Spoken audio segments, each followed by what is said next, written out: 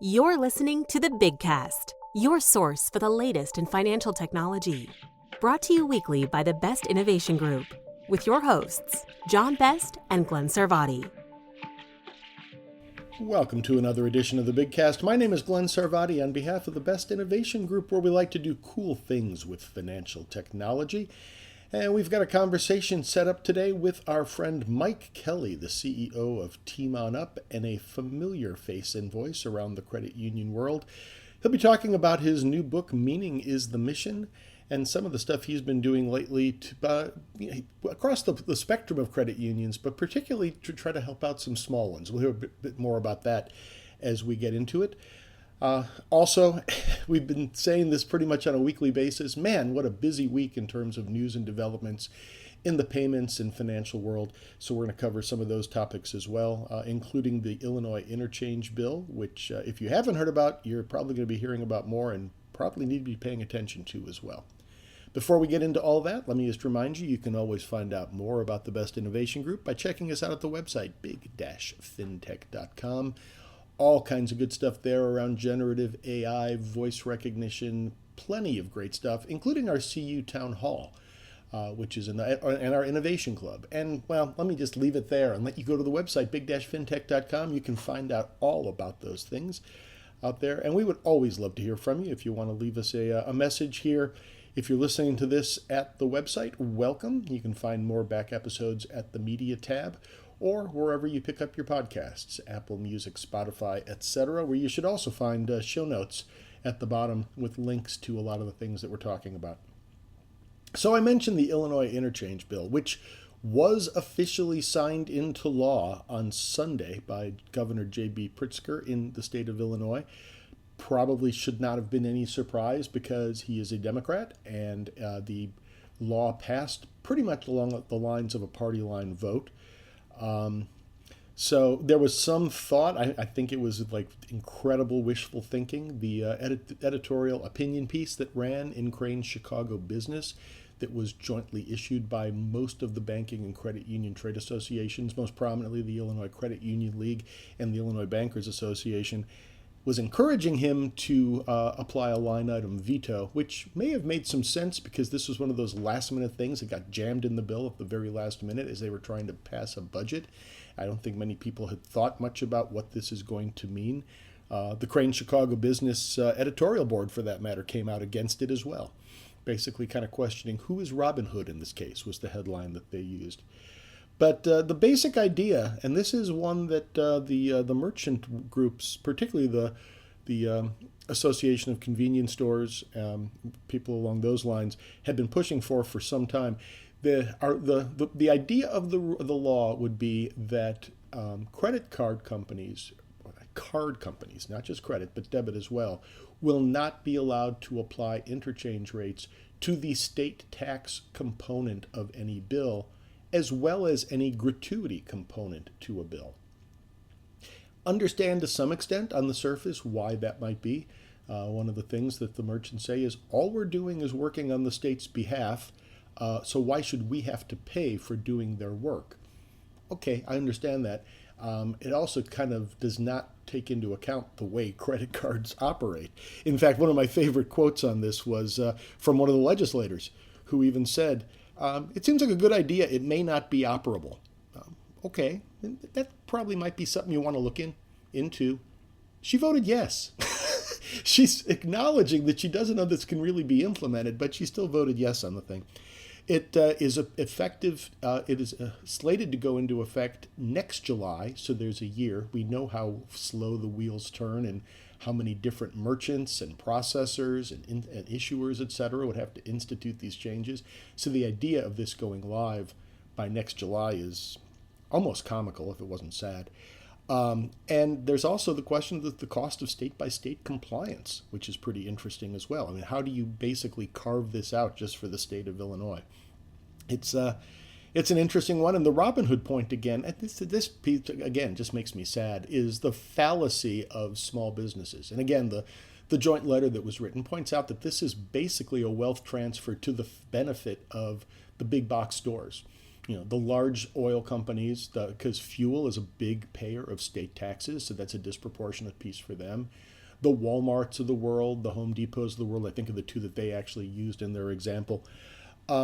Small businesses, which is usually kind of the hardworking mom and pop businesses, yeah, you don't want them to get hurt. Guess what? They're not going to get anything out of this. I would be willing to bet anything that will not happen. And I had a conversation just this weekend, totally unrelated to this, that basically proved it out again. I think I mentioned before, at the farmer's market, some places prefer cash, some places don't. Made a purchase at one kind of a butcher shop at there, and they offered me a price. It was $24 cash, $25.12 by card. I'm actually going to get my calculator out right now. I was trying to figure out exactly. It's kind of a strange number. I wonder why it was specifically that amount. Punching it in as we speak. 4.6%? That doesn't make sense. Yeah, 4.66%. That's a pretty high price. And I even asked the question, does that mean credit card? No, it's credit or debit. And it really speaks to the fact that small merchants actually get blended pricing from their processor. I assure you, this money is going to vanish before it's going to get lost in the sauce, as they say, before it makes it. And in some cases, appropriately so, because think about what the processor has to do to make this happen behind the scenes. So I find it very interesting that, when we talk all about the difference in price between debit and credit, I find that with most small merchants, doesn't make a difference to me. And, back in the old days of accept all cards, maybe that was like a line they were supposed to use. They literally mean, no, it doesn't make any difference to me, because a much cheaper debit card in terms of the rate card still winds up costing them exactly the same amount. I'm getting all lathered up, so I'm going to stop on this topic. You're going to be hearing a lot more about it if you haven't already. This one's not going to go away, I assure you. Another topic this week, generative AI. And John Best and I had a long conversation about this last week. And, again, one that's not going away. This one particularly this week around Google, which I thought was kind of interesting. And, for that matter, I was playing around and, you probably saw the headlines about Google with pizza and the recommendations in generative AI in their own solution. I don't know what people are complaining about. I thought when you put the glue on the pizza, it gave the cheese a nice gooey consistency. I don't know why people were so upset. But anyway, one of the things, and the New York Times kind of made this point that I hadn't really thought about before, but they mentioned that Google's kind of caught in a box on this one. And I'm welcoming Google to the world of incumbency and the frustrations that banks and credit unions have had for some time. The expectation is that Google, as a tech-based, tech-forward company, ought to be out in front of this stuff. Puts them under pressure, and people are wondering why they're not doing things faster. Well, one of the reasons they're not doing things faster is that they have to coordinate these things with, the huge models they already have in place around their existing search engines. And trying to integrate those two, you wind up, if you rush it, by having some weird fails, like putting glue on pizza and things like that, and then you wind up with bad headlines, which is why, and that's the last thing you want to do, putting glue in your wallet, I don't know, something in terms of what banks would do if they move too fast on generative AI. But the reason why financial services has to be cautious and why you wind up with these challenges when a regulated group entity that works on the trust of consumers doesn't want to move too fast with some of this technology. We've been dealing with that pressure for some time. I think Google saw it already when they tried to launch their own Google checking accounts and wound up quietly kind of retiring that idea when they realized it was a lot more complicated than they thought it was going to be. But anyway, welcome Google. It's nice to have you on this side of trying to figure out how to play the incumbent, have a nice installed base that you got to make sure you keep happy while you continue to innovate. The CFPB, the other one that came up this week that I thought was really interesting, has issued their open banking standards. And they've had this out there, kind of ever since they put out the Section 1033 personal data rights rulemaking proposals back late last year. We've been looking to find out a little bit more about how they actually were going to put this into practice. This is the first kind of hints we've gotten since the comment period closed, and they got plenty of comments, including plenty saying, how are we going to do this in this time frame? So they're starting to try to set out some industry standards that can be used for these the data sharing, protocols that need to be put in place. Good place for me to mention also, we had a great conversation on this topic with Don Cardinal, the managing director of FDX, the Financial Data Exchange, who are all over this and trying to put that into place. We'll post a link if you want to check that one out as well. And by the way, I'll post a link also. Payments Dive did a really good, some good coverage on the Illinois interchange legislation. Crane Chicago Business, if you happen to have a subscription, I'm not going to post that link because it's behind a paywall, but if you happen to have access, they've got some good stuff too. But you can get smart on that one in a hurry. The thing that I found the most interesting about the CFPB, and this is in the official, under the CFPB letterhead kind of release that they put out, their choice of wording really, we really descended to this level. I mean, this is something I'm used to hearing from our former president, and now we've co-opted it at the CFPB too. This was Rohit Chopra's quote that was in the actual release. Industry standards can be weaponized by dominant firms in order to maintain their market position. Today's rule will prevent them from rigging the standards. It's rigged. I tell you, it's rigged. And the word rigged came up twice in this one-page release, which I found somewhat disturbing. At the end of the day, I didn't totally disagree with what they were saying, but the tone in which they said it did not strike me as terribly constructive. They're basically setting out the criteria by which these standards need to play by, the rules they need to play by, in order to be recognized by the CFPB, who's putting themselves in the role of anointing the folks who have the qualified standards. Some of the criteria they talked about: balanced decision making, including consumer and other public interest groups being at the table. I like the fact that they also mentioned they want to see a balance of small and large commercial entities at the table. I think the credit unions obviously already are through a variety of different forms. I know the PSCU was involved with the FDX initiative. So that's all fine and good. And it does sound to me, I don't know exactly who they were kind of jabbing at with regard to those, those large, dominant firms that may be looking to maintain their market position. They're talking about banks. They're talking about the big service provider software companies. Be interesting to understand that one a little bit better. But FDX already has a pretty good cross-section of folks at the table. I don't know that they have public interest groups, so that'll be interesting to see, or consumer groups. I have to check into that. Now, I'll post something in the show notes in the comments after I check that out to see if that's true. But again, not bad ideas, but it'll be interesting to see how this plays out. But it's like we're kind of just going for the scorched earth policy to some extent. With that, let's get to our main attraction. Mike Kelly, like I said, if people know him quite well in this space. The timing here is great. His audiobook version of his Meaning is the Mission has just come out. The book itself was released, I believe, late April, early May. And he's got not just the book itself, but some really interesting perspectives about how to really make things happen in this space, and turning dreams into action. So let's have a listen. I'm here with Mike Kelly, who has worn many hats in the industry for some time, but right now I would say CEO of Team On Up and the author of the newly released Meaning is the Mission. Mike, thanks for taking some time to talk. Glenn, thanks for having me. So why don't we kind of step back? I mean, Team On Up is kind of a multifaceted company. This is almost to some extent the third leg of the stool in terms of really putting the optimization kind of process together. Is that a fair way of thinking about it?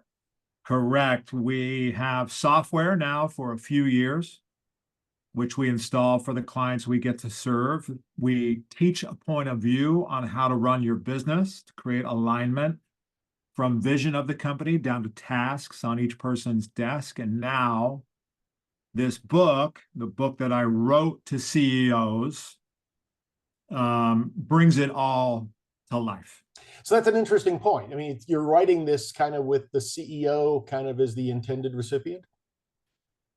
I am at the first glance, because if the CEO isn't high functioning, not much else good is going to go on. And so I wrote it to the CEOs I get to serve. In a way, I wrote it to me 10 years ago when I started at PSCU. But I really wrote the book so that the CEO could then give it to their team. Because one of the problems that I think we are correct to solve is there's not enough understanding of how business works and credit unions in particular. And Glenn, what I see us doing is rushing to apply stuff. Application is always the thing. What do I do? Let me think, let me do, let me think, let me do. And to me, there wasn't enough understanding in the first place. So it's a book that you can read in 4 hours. Has on offer anyway, understanding of the various things you need to consider. And then hopefully it will make application all that much easier. Yeah, a couple things to drill down on you mentioned there. We reconnected at GAC just this past March, and you were heavily involved in the small CU roundtable, which I guess 100 million in assets and below is kind of the broad definition. And that's when I discovered that you had this book coming out, and you did some kind of facilitation about thinking about how that group works. But then, even stepping back from there, I've kind of gotten used to thinking of you as kind of a credit union lifer. And I had to be reminded, looking back at your resume, that you've done a lot of other things as well. So this book isn't specifically written purely for the credit union audience. I mean, it's drawing on that experience of yours, but it's more broadly, globally applicable. You think that's right? I do.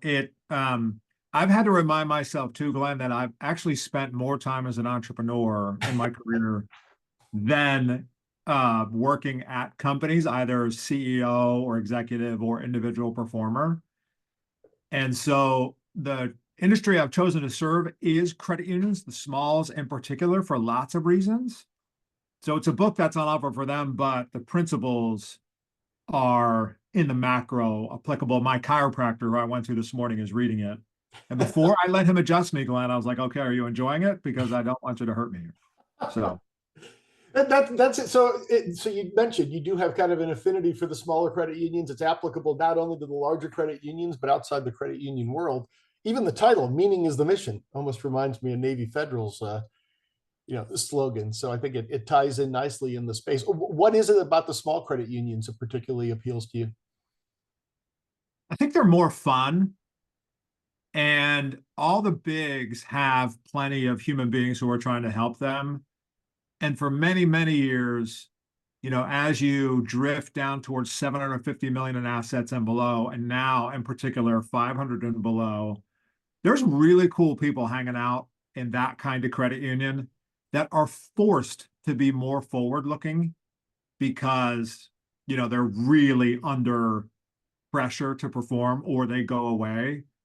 And in that way, that is my natural posture, is to be more forward-looking. And it feels, I should be more sophisticated than this, Glenn, but it feels more like home to me. Okay, my people are here. I can help them. We can understand one another. Let's go have fun. And the size of the credit union, you can see the results almost immediately, which is really fun too. And gratifying. Yeah, I can see that. Yeah, and that's always some of my favorite chance meetings, especially at places like GAC, when I just happen to sit down at a table and discover I'm talking to a CEO or some other type of leader from a $150 million credit union. It's always a lot of fun. I agree. You mentioned also, I don't know if it's almost like the subtitle of your book, getting dreams done on purpose, which I guess is another way of kind of talking about a forward-looking perspective. Can you say a bit more about that premise? I can. It's how the book ends. And I think so. Part one of the book is there's a bunch of stuff happening in imposter syndrome. There's a big bucket of fear everyone's dipping into there.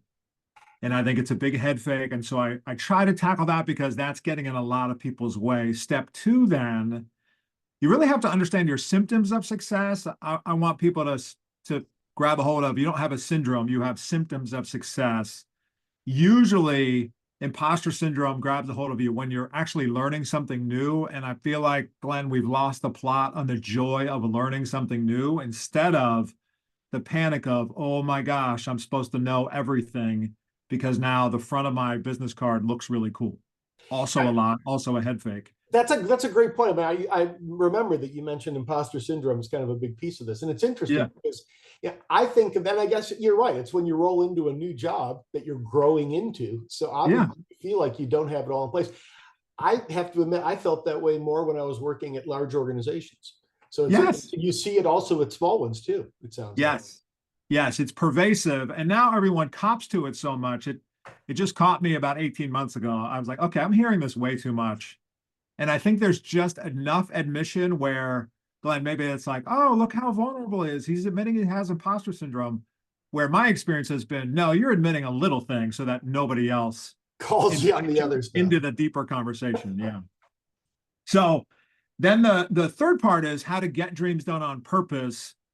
So in my experience and in this book, you have to be intentional about building your, what I would call your dream. There's a whisper in each person's heart that sometimes we ignore, sometimes we hear very loudly.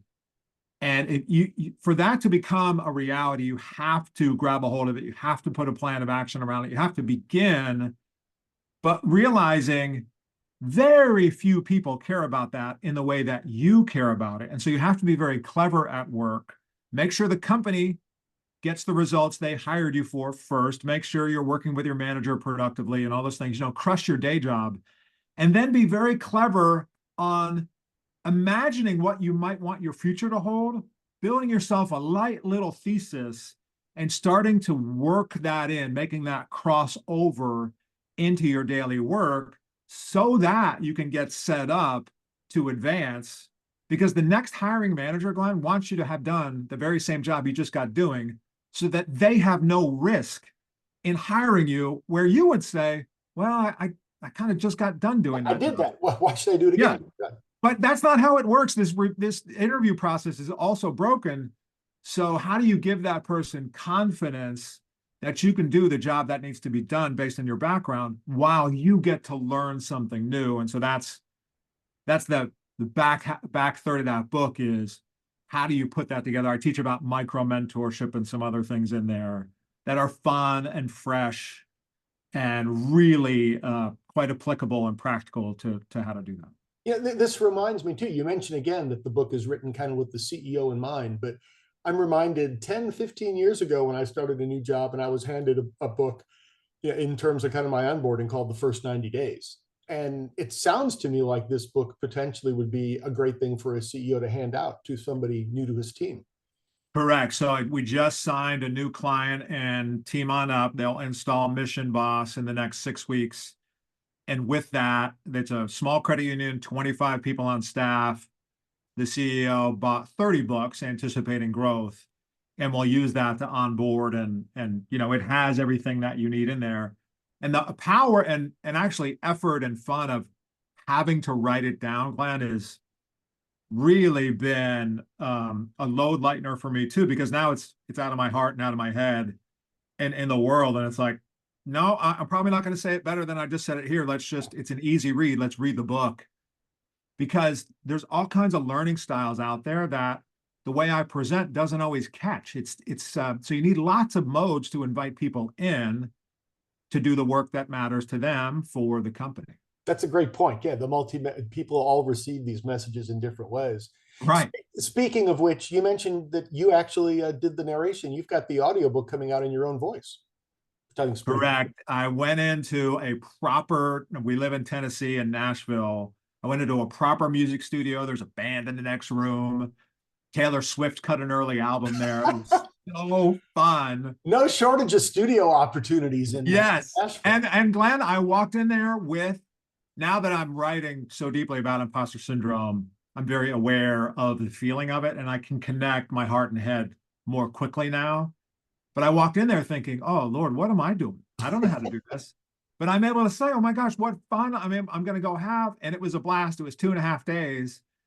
And, it's a real studio. You can't even, I was rubbing my jeans because I was nervous. And they said, Mike, you need to stop. Just, get in there and do your thing. And it was so fun. So I'm really excited about that coming out too. And 40% of people who like books like this won't read them, they'll only listen. So I definitely remember very specifically listening to Good to Great, back when they were still on CDs in my car. I just popping them in on a road trip. So, and you mentioned you think of it as about a 4-hour read. How long of a listen is it, do you think? Shorter than that? That is a great question. I don't know the exact number, but when I wrote the book, I actually texted three of the guys that I care deeply about that I get to serve. And I texted them this question. I said, okay, let's pretend that a person that you and I both care deeply about is getting on a plane in New York and they're getting off in LA and they're going to start a new job. And we want them to succeed more than they otherwise would because they read this book. What do you want me to tell them? They came back. I texted them all separately. They came back with almost the exact same notes, which was amazing. Wow. And they said, you know what? That is the proper amount of time because I don't have forever. You got to get me there. And so it took me 4 hours to record it. And that's with all the errors I made. So the summation of it will be shorter than that. Yeah, oh yeah, they'll mix it down. Some can put Yep. put it on 1.5, 1.06 speed or something. That's right. That's right. Well, again, speaking of multimodal, I know I heard your interview with our friend Mike Lawson over at CU Broadcast, and you also mentioned the idea of book clubs, which I think is also, it almost becomes kind of the facilitation for a business therapy session. It sounds like. Correct. There's a guy. One of our kids go to a little school here in Nashville, and one of the administrators there bought 10 of them, and he said, "Hey, I'm going to give these out to guys in my network. Will you come in and book club it with us, meet with us once we're done reading it?" And so that mode, getting CEOs I get to serve around, getting groups of the same teams. And then I had a call this morning with, okay, how do we do a book club for these leadership circles that are forming? And that way I'm super excited about it because once you write it, now I got to take it, Glenn. I got to take the feedback, good and bad, which I'm excited about. That's very cool. I mean, yeah, and you can facilitate those yourselves. You can put out a study guide. You can train them. That's right. All kinds of stuff with that. That's right. So the book itself is out. I think the audiobook is on the way. What's the best way? I mean, I know the Amazon page is out there, but how would you like people to find out more? Thank you. You can go to meaningisthemission.com. The Amazon link is there. You could visit teamonup.com. There's a link to it there as well. You can find it on Amazon. It's at Books A Million. And then we'll publish the audiobook soon enough. Wonderful. I'm fascinated by the whole thing. And I think obviously, given your perspective in the industry and the heart that you bring to this, I mean, it's obviously going to be a great read for folks. Oh, Glenn, thank you so much. You're a delight. I love the work you're doing, and I was thrilled to get a chance to speak with you today. So thank you. Mike Kelly, Meaning is a Mission. Check it out. Thanks for talking, Mike. Thanks, Glenn. So as I said, the timing is really nice. The audiobook is just out in addition to the print copies and the digital copies. We'll post a link there to Amazon, I believe, is where what Mike suggested I put out there. The audiobook runs 3.5 hours, and Mike did it himself. He actually mentioned to me that he recorded it in a Nashville studio, which I can't even imagine having doing these just for 30 minutes at most usually in a week. The idea of trying to get through 3.5 hours worth. Recording it in Nashville too. I no word on whether there's any steel guitar background on that or not, but I guess there's one way to find out. We can listen to it. But again, as always, thanks to Mike for taking the time and for a great conversation. Thanks to you for listening to us all the way through here as usual. As I said before, you can always find out more about the Best Innovation Group, big-fintech.com, including things like our CU Digital Town Hall, our Innovation Club, our generative AI offerings, and plenty more. You can find the Best Innovation Group on social media, on LinkedIn, and also our Grand Poobah, John Best, as well. And you can find us on X. Both you'd find at Big FinTech or at JB FinTech. You'll find me at 154 Advisors. That's my handle for my firm, Glenn Sarvati. We'll be back next week. We've already got some good stuff lined up for you. Always love to hear from you. Drop us a note. Let us know what you think. Curious to hear, particularly on those hot topics right now with the interchange, the CFPB, and getting glue on your pizza for that matter. Thanks for listening. Check back each week for the latest from the Big Cast. Or better yet, we hope you'll consider subscribing for free via Spotify, Stitcher, Apple, or wherever you get your podcasts. If you have questions or comments, we'd love to hear from you. Tweet us at Big FinTech, email info@big-fintech.com, or visit us at big-fintech.com and click on the Media tab, where you can post a comment or check out our archive of hundreds of past episodes. See you next week.